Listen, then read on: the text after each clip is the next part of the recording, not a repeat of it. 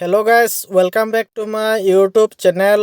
মই আজি আপোনালোকৰ ওচৰলৈ নতুন ভিডিঅ' এটা লৈ আহিছোঁ। আজিৰ ভিডিঅ'টোত এই বিষয়ে আপোনালোকক ক'ম যে UTS এপত আপুনি আপোনাৰ মোবাইলত কেনেকৈ লগ ইন কৰিব পাৰিব। আজিৰ ভিডিঅ'টোত এই সকলো আলোচনা কৰিম। ভিডিঅ'টো প্ৰথমৰ পৰা শেষলৈকে চাব আৰু মোৰ চেনেলটোত প্ৰথমবাৰলৈ আহিছে যদি চেনেলটো ছাবস্ক্ৰাইব কৰি কাষত থকা বেল আইকনটো প্ৰেছ কৰি অল কৰি দিব। আহিবলগীয়া ভিডিঅ'ৰ নটিফিকেশ্যন সকলোতকৈ আগত আপুনি আপোনাৰ মোবাইলত পাই থাকিবলৈ তেন্তে বলক ভিডিঅ'টো আৰম্ভ কৰোঁ। প্ৰথমতে আপোনাৰ মোবাইলত আপুনি UTS এপটো অ'পেন কৰিব।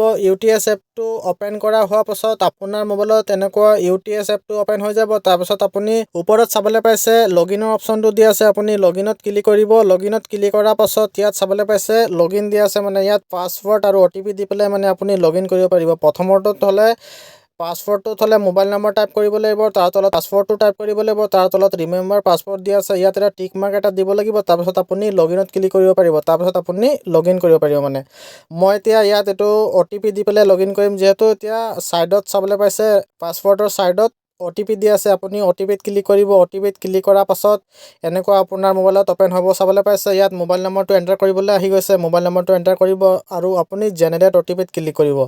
জেনেৰেট OTPত ক্লিক কৰা হোৱাৰ পাছত অলপ সময় আপুনি ৱেইট কৰিব। তাৰপাছত ইয়াত আপোনাৰ মোবাইল নম্বৰটোত OTP আহিব চাবলৈ পাইছে। ইয়াত OTPটো আহি গৈছে, OTPটো আহি পেলাই ইয়াত অট'মেটিক বহি যাব। তাৰপাছত ইয়াত আপোনাৰ মোবাইলটোত মানে লগ ইন হৈ যাব। লগ ইন হোৱাৰ পাছত চাবলৈ পাইছে এনেকুৱা আপোনাৰ মোবাইলত UTS এপটো অ'পেন হৈ যাব। তাৰপাছত আপুনি এতিয়া UTS এপটো ইউজ কৰিব পাৰিব। ভিডিঅ'টো ভাল লাগিলে লাইক কৰিব, শ্বেয়াৰ কৰিব আৰু ছাবস্ক্ৰাইব কৰি কাষত থকা বেল আইকনটো প্ৰেছ কৰি অল কৰি দিব। থেংকছ ফৰ ৱাচিং।